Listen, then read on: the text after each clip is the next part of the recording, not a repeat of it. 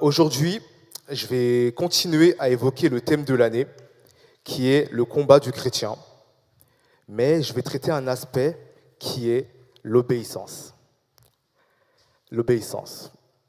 Alors, je sais qu'on vous a déjà prêché plusieurs fois sur l'obéissance. Forcément, nous sommes chrétiens. Les valeurs chrétiennes reviennent souvent au devant de la scène pour nous édifier. On ne se lassera jamais de vous dire à quel point l'obéissance est importante pour un chrétien. Vous êtes d'accord? On obéit à qui? On obéit à Dieu.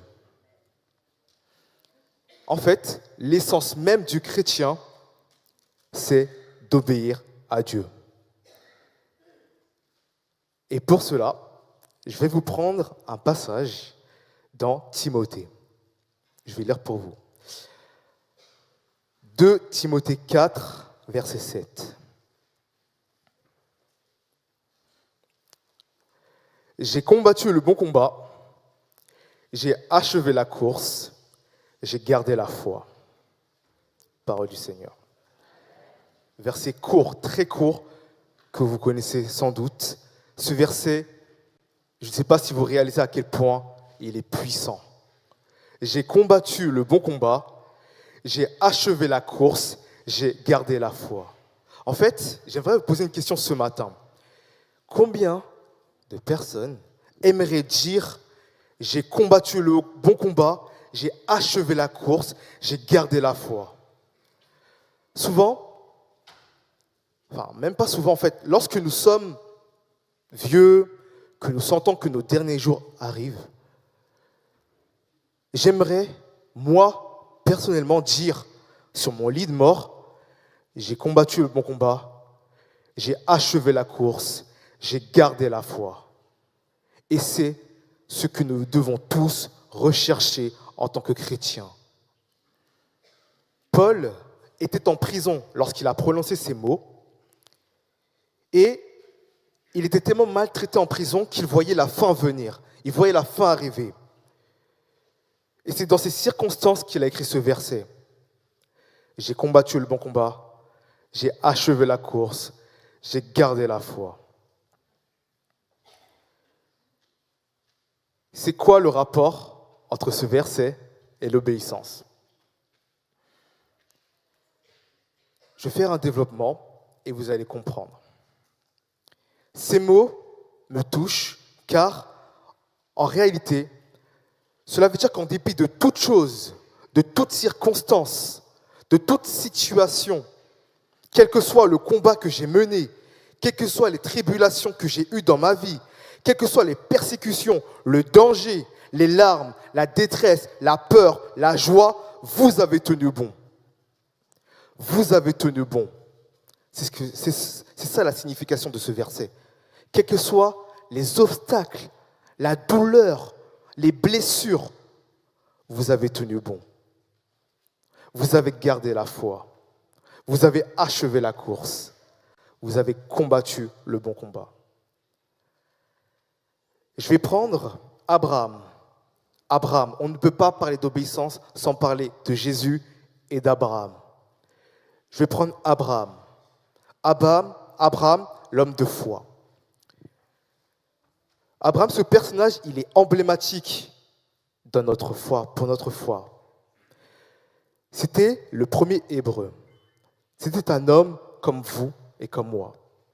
Abraham était un homme comme vous et moi. Il n'avait rien de spécial. Il n'avait pas une apparence extraordinaire. Il n'était pas différent de nous, en fait. C'était un homme. Mais Dieu a vu quelque chose en lui. Il a vu quelque chose de différent dans le cœur d'Abraham. Il était différent et c'est pour cela que Dieu s'est adressé à Abraham. Vous tous qui êtes ici, que Dieu a appelé, vous avez quelque chose en vous. Dieu vous a choisi. Dieu a choisi toutes les personnes présentes ici. Ce n'est pas un hasard. Ce n'est pas un hasard. Vous tous qui êtes présents ici, Dieu vous a appelé. Il vous a choisi. Comme il a appelé Abraham, il vous a appelé. Même si vous n'avez pas l'impression d'avoir été choisi, juste votre présence aujourd'hui, ce dimanche, pour rendre un culte à Dieu, prouve que Dieu vous a choisi. Est-ce que vous êtes d'accord? Ce n'est pas un hasard, c'est ce que Dieu désire, c'est la volonté de Dieu pour vous. Abraham a suivi Dieu dans toutes ses œuvres. Dieu a dit à Abraham, va, pars. Abraham l'a exécuté. Vous savez, quand vous êtes dans un endroit inconnu, dont vous n'avez jamais entendu parler, il est très compliqué d'y aller. Lorsque vous ressentez dans votre cœur que Dieu vous dit, allez au Moyen-Orient, prêcher la bonne parole, dans votre cœur, il y a quand même un blocage. Vous ne savez pas ce qu'est le Moyen-Orient. Vous savez que là-bas, il y a la guerre, et Dieu vous dit d'y aller. C'est dur d'accepter. C'est dur. Est-ce que vous êtes d'accord? Est-ce que c'est dur? Dites-moi si c'est facile. Si c'est facile, j'arrête de prêcher, il n'y a pas de problème. Si vous me dites que c'est facile d'écouter et d'aller directement quand Dieu vous dit, dites-le moi. Mais nous savons, à l'intérieur de nous, il y a une lutte. Il y a une lutte, il y a un combat entre vous et votre pensée. Cette bataille a souvent lieu en nous, pour ne pas dire tout le temps. Elle a tout le temps lieu en nous. Il est possible même qu'Abraham, il a eu cette pensée. Peut-être qu'Abraham a dit, mais je vais aller où? Dieu me dit de partir, mais je vais où? Pourquoi j'irai là-bas? Est-ce que c'est une bonne idée? Qu'est-ce que je vais y trouver? Ce sont des choses normales. En tant qu'humain, on se pose des questions, forcément. Lorsque Dieu s'adresse à nous, la première fois, on n'entend pas. Quand Dieu nous parle, la première fois, on n'entend pas. La deuxième fois, on se pose des questions. Est-ce que c'est Dieu qui me dit de faire ça? Ou c'est moi qui imagine que c'est moi qui dois le faire? La troisième fois, on cherche des excuses. Seigneur, je t'ai entendu, j'ai compris, mais j'avoue, c'est chaud quand même. J'avoue, chaud. Ce que tu me demandes là, c'est compliqué. La quatrième fois, on négocie avec Dieu. Dieu, tu m'as dit d'aller au Moyen-Orient, tu veux pas plutôt que j'aille au Canada pour prêcher là-bas? C'est peut-être mieux, non? La cinquième fois, on se dit, bon, Dieu, c'est toi qui es Dieu, que ta volonté soit faite. Si tu me demandes d'y aller, je vais y aller. Et c'est ça, en fait, ce que nous devons faire. Quand Dieu nous demande d'y aller, nous devons y aller. C'est ce qui fait que nous sommes obéissants. C'est ce qui fait que Dieu nous a choisis. Dieu nous a choisis, ce n'est pas pour qu'on débatte avec lui lorsqu'il nous demande de faire quelque chose. Si Dieu nous dit, fais ça, faisons-le. Faisons-le. Pourquoi? Parce que nous sommes les disciples. Nous sommes ses disciples. Vous êtes d'accord? Il y a constamment un combat entre nous-mêmes, dans nous, qui a lieu lorsque nous devons obéir à Dieu. Mais dès le moment où nous avons gagné cette bataille de nos pensées, nous irons et nous arriverons toujours là où Dieu nous attend. Et c'est une grâce que Dieu fasse appel à nous pour faire son œuvre. Alors, nous devons respecter ce Dieu que nous servons. Sinon, nos prières, notre adoration, nos louanges, elles sont vaines. Ça n'a pas de sens. Dieu ne peut pas vous parler, vous rebeller et vous venir amener des prières à Dieu. Pourquoi Dieu vous écouterait? Lui qui vous parle et que vous n'écoutez même pas. Prenons conscience de notre état. Abraham est un exemple d'obéissance. Et cela détermine son niveau de foi. L'obéissance que nous avons, que nous faisons preuve, détermine notre foi. Dieu te dit, va au Moyen-Orient, t'y vas. C'est la foi que tu as en Dieu qui te pousse à y aller. Je dis Moyen-Orient, mais ça peut être n'importe où. Vous comprenez que c'est des choses très compliquées. Dieu ne va pas forcément vous dire d'aller tout le temps au Moyen-Orient. Peut-être qu'il va juste vous dire, parlez à votre voisin. Peut-être qu'il va juste vous dire, joue avec ton enfant, passe du temps avec ton enfant. Peut-être qu'il va juste te dire, réconcilie-toi avec ton frère, avec ta sœur. Peut-être qu'il va juste te dire, travaille. Nous devons simplement obéir à ce que Dieu nous dit. Face à l'adversité, nous prononçons des paroles négatives sur notre propre tête et nous nous décourageons, nous perdons espoir. Il est très important de combattre le bon combat, de combattre le combat contre nous-mêmes. Aujourd'hui, je vais parler du combat contre nous-mêmes, en fait. Le combat dans nos pensées, ce qui nous empêche d'avancer. Souvent, lorsque nous sommes dans une situation compliquée, nous nous dévalorisons, nous nous rabaissons. Oui, Seigneur, j'ai mal, j'arrive pas, je ne peux pas. On se dit tellement de choses négatives sur nos vies qu'on se décourage nous-mêmes. Et pourtant, quand vous voyez votre frère dans la même situation que vous savez consoler cette personne. Vous savez réconforter cette personne, alors qu'elle est dans la même situation que vous. Mais quand ça vous concerne vous-même, vous vous rabaissez, vous vous lamentez, vous vous faites du mal. Combattez le bon combat. Combattez le combat contre vous-même. Remportez la victoire contre vous-même. Remportez la victoire dans vos pensées. Arrêtons de nous décourager. Nous arrivons à prendre soin des autres, mais nous n'arrivons pas à prendre soin de nous-mêmes. Prenons soin de nous-mêmes. Nous sommes de très bons conseillers pour les autres, mais pas pour nous. Aujourd'hui, je veux te dire de croire en toi. Croyez en vous. Croyez en vous-même.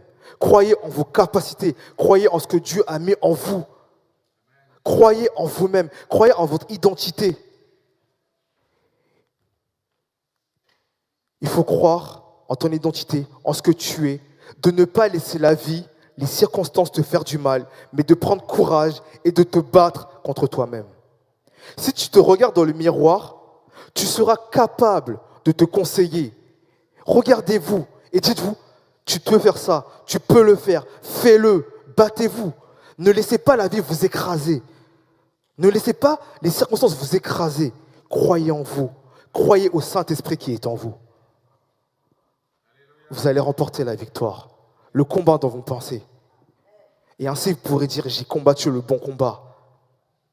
J'ai achevé la course, j'ai gardé la foi. Le combat commence aussi dans notre tête. Je ne vais même pas parler du diable. Non, je ne vais même pas parler du diable. Connaissez-vous, croyez en vous.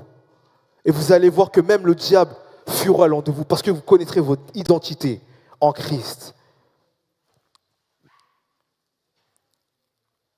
Connaître son identité est une victoire pour le chrétien.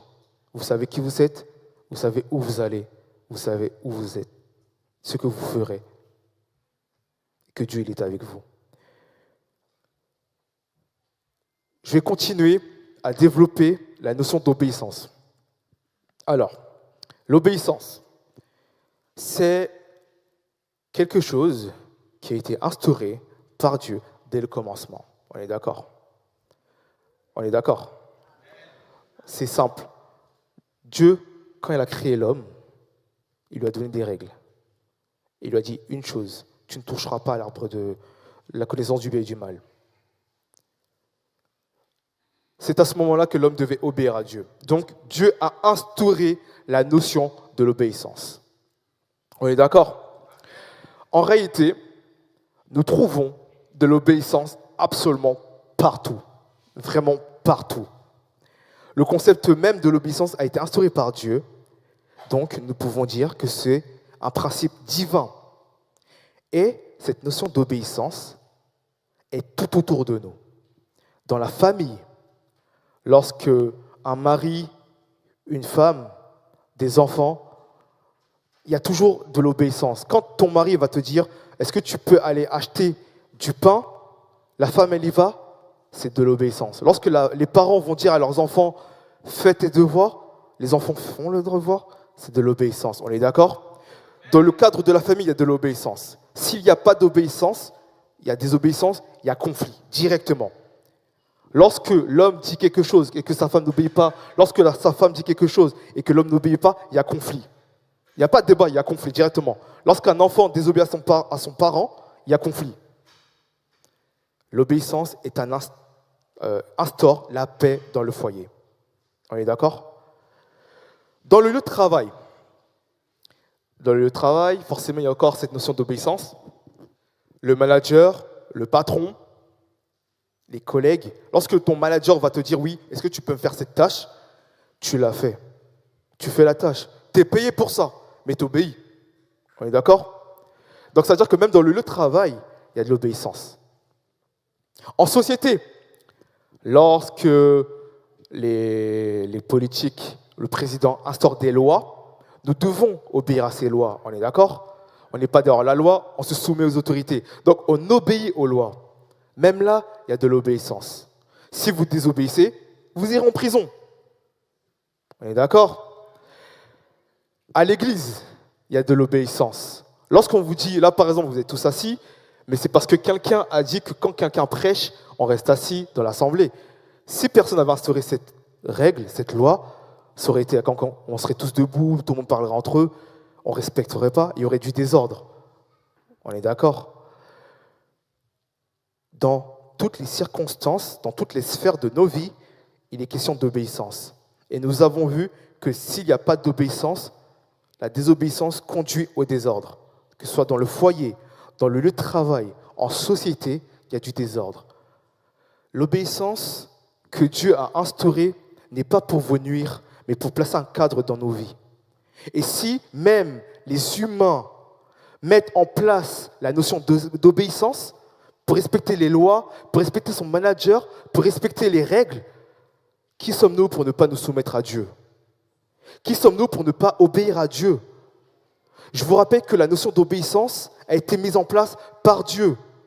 Nous ne pouvons pas obéir uniquement à notre famille, au travail, à l'église, mais pas à Dieu. Ne faisons pas les choses dans le désordre. Commençons déjà même par obéir à Dieu et après le reste. Revenons à la base, l'essentiel qui est Dieu. Peut-être que c'est... Pourquoi ça serait compliqué d'obéir à Dieu, plus compliqué d'obéir à Dieu que notre femme, notre mari? C'est pas plus compliqué. C'est pas plus compliqué. Il faut simplement y croire. Il faut simplement le faire.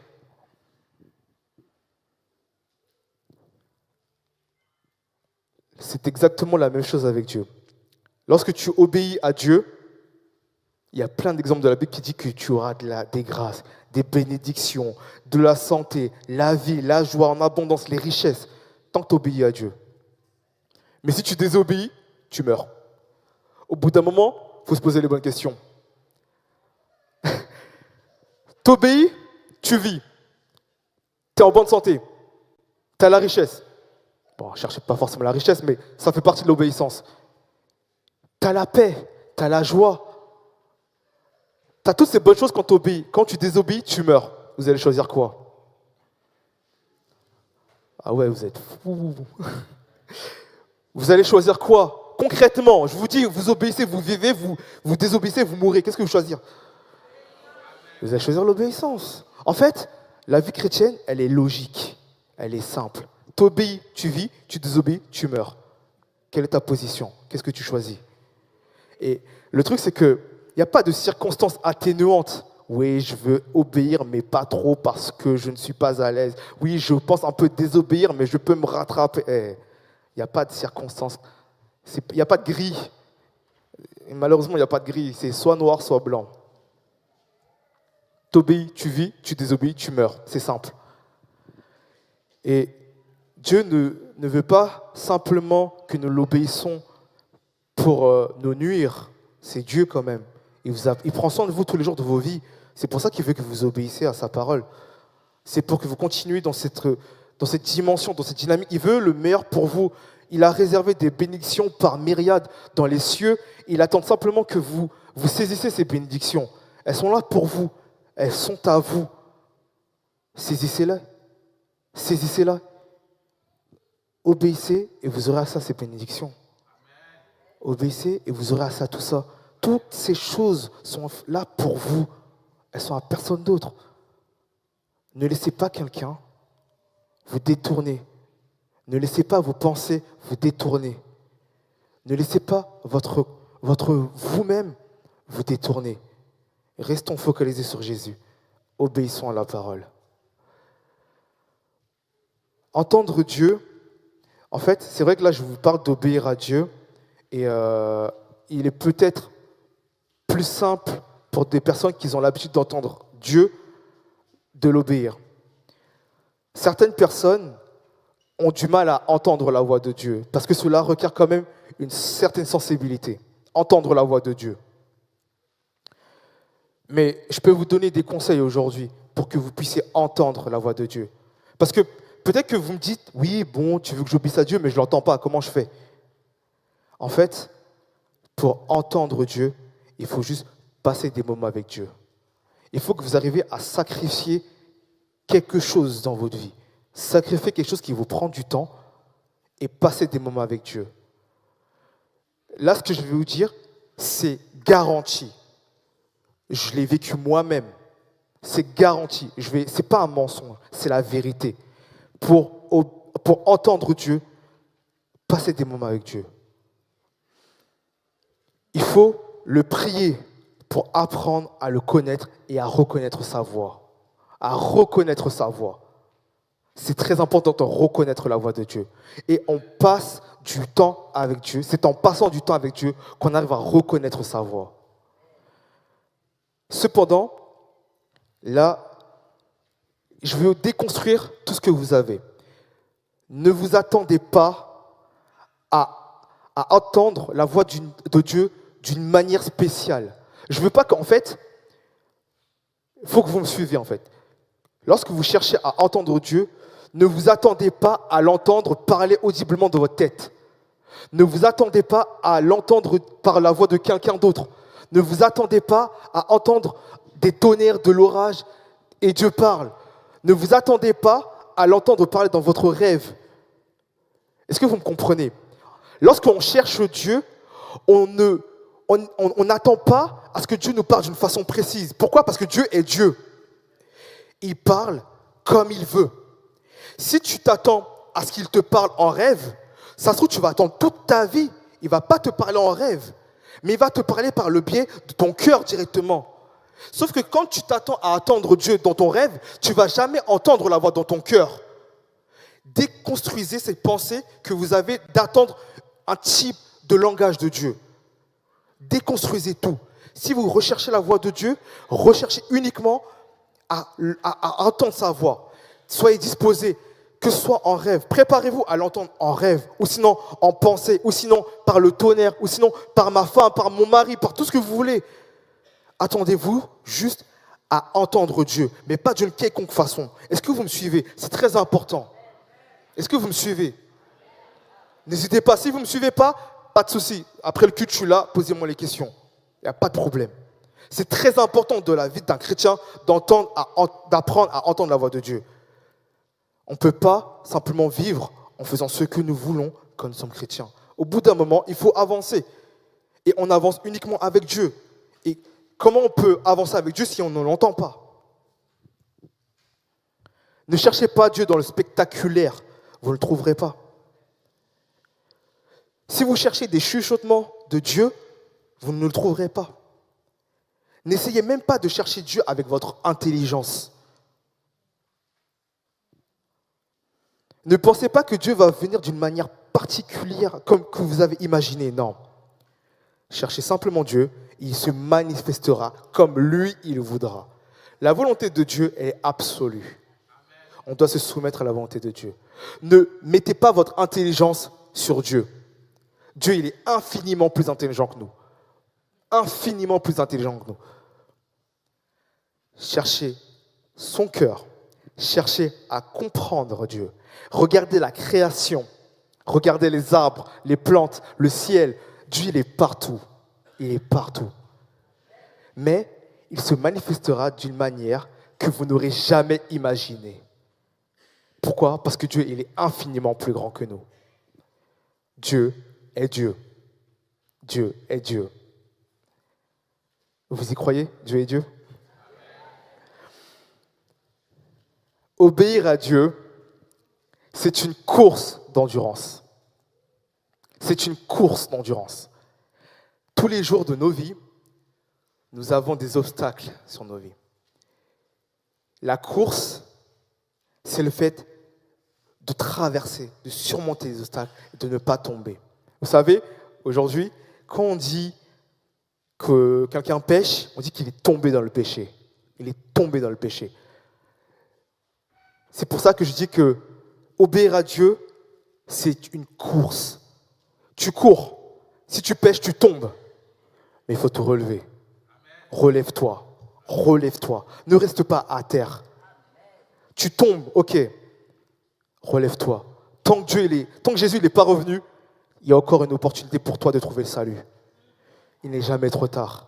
Aujourd'hui, je vous dis, encore une fois, il n'est pas trop tard. Si vous êtes dans le péché, repentez-vous et regagnez la course.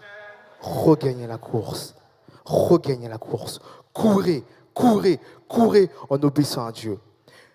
L'obéissance, c'est une course parce que lorsqu'on obéit à Dieu, on ne pêche pas. Quand on obéit à Dieu, on ne pêche pas. Et si vous voulez commencer par obéir de façon concrète, directement, avant de pouvoir entendre audiblement sa voix, vous avez la Bible. Il y a les commandements. Il y a tout ce que Jésus a dit. Obéissons à la Bible. Obéissons à la Bible. Des personnes passent leur vie à uniquement obéir à la Bible. Et je vous garantis que ces personnes sont les plus heureuses. Pourquoi ? Parce qu'elles font du bien autour d'eux. Ils respectent simplement ce que Jésus a dit. Aimez Dieu et aimez votre prochain. Aimez Dieu et aimez votre prochain. À partir du moment où tu aimes Dieu, tu fais sa volonté, tu obéis à Dieu.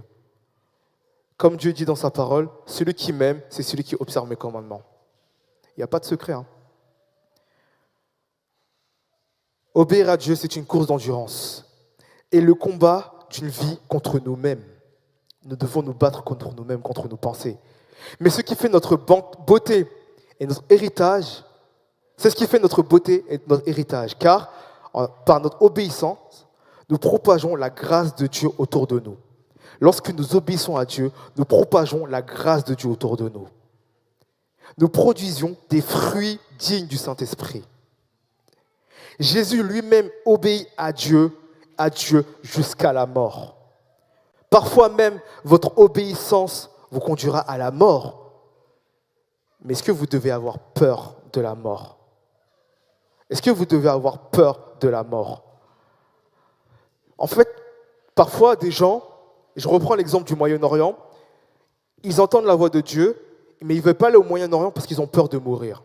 Ok, c'est logique. Si on te dit tu vas là-bas, tu vas mourir, est-ce que tu vas aller ?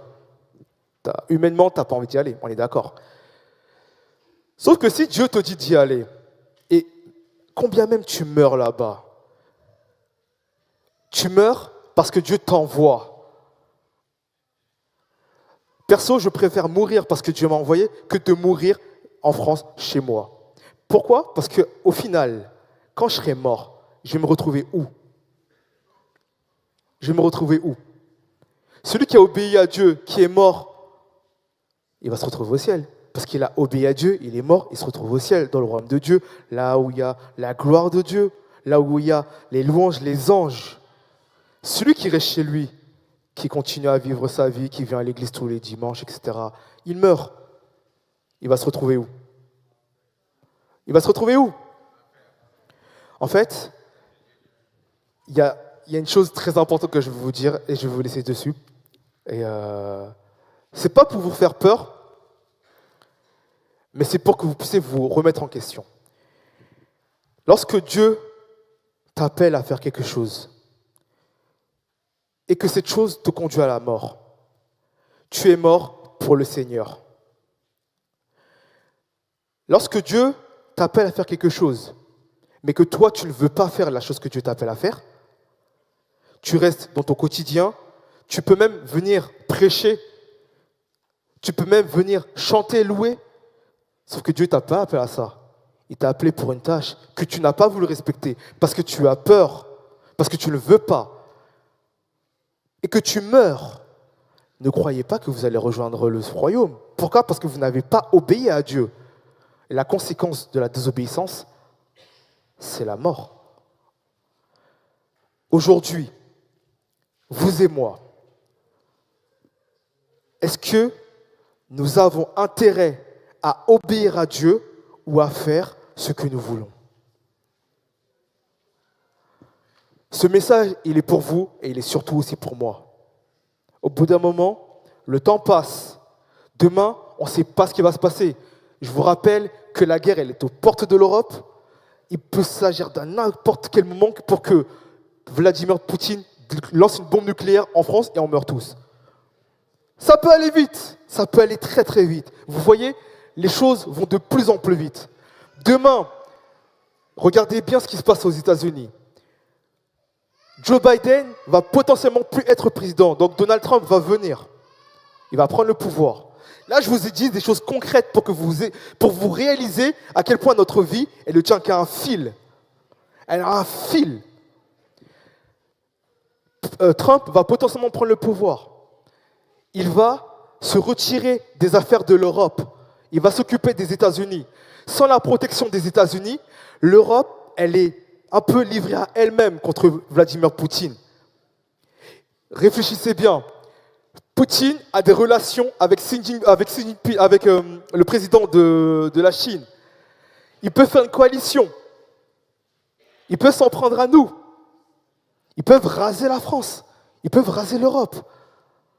Au bout d'un moment, quand les choses tournent comme ça, en réalité, qu'avons-nous?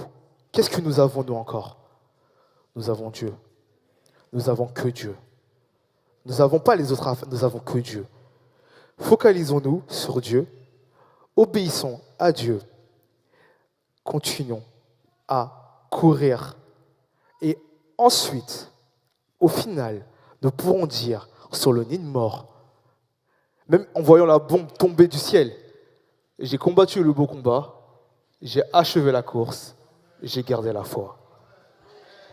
Soyez bénis.